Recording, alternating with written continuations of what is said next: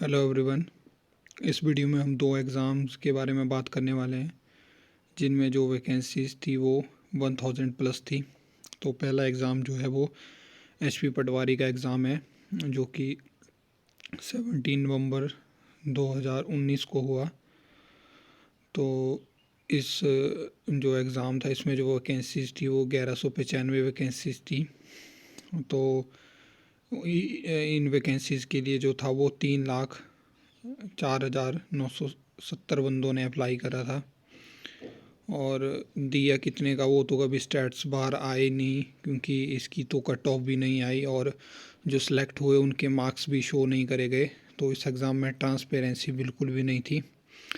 लेकिन जो मेन मकसद है वो इस एग्ज़ाम को डिस्कस करने का वो ये था कि इसमें भी जो था वो मिनिमम क्वालिफ़िकेशन +2 रखी गई थी। और जो इसका एग्ज़ाम आया वो +2 लेवल का ही आया था। लेकिन अभी एक और ऐसा एग्ज़ाम हुआ HPSSC ने जो कंडक्ट करवाया JOAIT, उसकी भी मिनिमम क्वालिफ़िकेशन +2 रखी गई थी। लेकिन उसका एग्ज़ाम +2 लेवल का नहीं था, वो डिग्री लेवल का एग्ज़ाम था, क्योंकि उसमें प्रोग्रामिंग वगैरह को भी इंक्लूड करा गया था। जैसे कि आपको सभी को पता है कि HP में जो +1 +2 में पढ़ाया जाता है वो पढ़ाया जाता है इंफॉर्मेशन प्रैक्टिसेस। लेकिन HP के बाहर किसी किसी स्टेट में +1 +2 में IT पढ़ाई जाती है। तो IT में जो था वो उसमें प्रोग्रामिंग वगैरह भी आ जाते हैं, लेकिन इंफॉर्मेशन प्रैक्टिस में उसमें विजुअल बेसिक और नॉर्मल कंप्यूटर के बारे में आता है। तो जैसे कि इस एग्ज़ाम में था वो उस एग्ज़ाम से ज़्यादा लोगों ने अप्लाई करा था। तो नॉर्मल सी बात है, ये इसको दिया भी ज़्यादा लोगों ने होगा। फिर भी यहाँ जो लेवल रहा एग्ज़ाम का वो नॉर्मली +2 तक रहा। तो उनको भी जो था वो JOAIT का जो था लेवल वो +2 लेवल तक की रखना चाहिए था, ताकि उससे होना यही था कि आपकी मेरिट ज़्यादा से ज़्यादा जाती और कुछ नहीं होना था। तो जैसा आप देख सकते हैं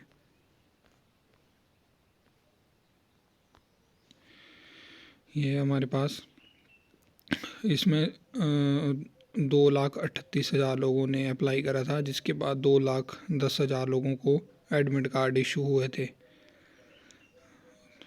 तो लेकिन आपको ऐसा होगा कि जो JOA का जो रिज़ल्ट आएगा उसमें ट्रांसपेरेंसी दिखेगी आपको। जितने लोगों ने भी एग्ज़ाम दिया है सबके नंबर शो होंगे और जो सेलेक्ट हुए उनके तो होंगे ही होंगे, और आपको कट ऑफ भी मिलेगी। तो जब HPSSC कोई भी एग्ज़ाम कंडक्ट करवाता है तो उसका थोड़ा लेवल जो होता है वो थोड़ा हाई रहता है, लेकिन उसमें ट्रांसपेरेंसी होती है। और जो ये रेवेन्यू डिपार्टमेंट या पुलिस कांस्टेबल ये जो एग्ज़ाम करवाते हैं खुद, तो इसमें बहुत सारी दिक्कत आती है। तो जैसा आपको पता है कि HP पटवारी के एग्ज़ाम में जो था वो उससे पहले ही एक उसी साल में एक DLED एंट्रेंस एग्ज़ाम हुआ था, जो कि HP board of school education Dharamshala ने कंडक्ट करवाया था। उस क्वेश्चन पेपर से 44 क्वेश्चन जो था वो इस क्वेश्चन में सेम टू सेम रिपीट हो गए थे। तो जिन लोगों ने वो एग्ज़ाम दिया था उनके लिए वो थोड़ा और इजी हो गया था। इसके बाद ये एग्ज़ाम थोड़ा इस पे बहुत सारे केस हुए, लेकिन फाइनल में जो जो रिज़ल्ट उन्होंने डिक्लेयर करा था उसी को कंसीडर करा गया। शायद अभी भी इस पे केस चला होगा, लेकिन अब कुछ नहीं होने वाला, वो नाम के लिए है। तो जो लग चुके हैं वो लग चुके हैं। और अब पटवारी की वैकेंसीज तभी आएंगी जो जितने 1195 सेलेक्ट हुए हैं। जब तक ये सभी ट्रेनिंग करके अपनी अपनी पोस्ट पे लग नहीं जाते तब तक फर्दर अब वैकेंसीज नहीं आएंगी। और JOAIT इनके तो एग्ज़ाम बहुत सारे हो रहे हैं, कहीं यूनिवर्सिटीज़ में लिए जा रहे हैं कमी इसकी एग्ज़ाम तो होते रहेंगे। कुछ टाइम इनको रखा नहीं जा रहा था, लेकिन अब जो है इनको रखा जा रहा है। लेकिन मेरा मेन मोटिव यहाँ पे इस वीडियो को बनाने का ये था कि अगर आप JOAIT में अगर +2 मिनिमम क्वालिफ़िकेशन रखते हैं तो आपको उस लेवल का क्वेश्चन पेपर सेट करना चाहिए। अदरवाइज़ आप क्वालिफ़िकेशन बदल दो, और जैसा आपने रखा है कि 10th के बाद आपके पास कंप्यूटर का डिप्लोमा होना चाहिए, तो आप +2 के बाद भी कंप्यूटर का डिप्लोमा कंपलसरी कर दो, ताकि फिर ज़्यादा से ज़्यादा लोग इसको ना भरें और उनकी फीस जो भी है वो अप्लाई करते हैं वो बर्बाद ना हो।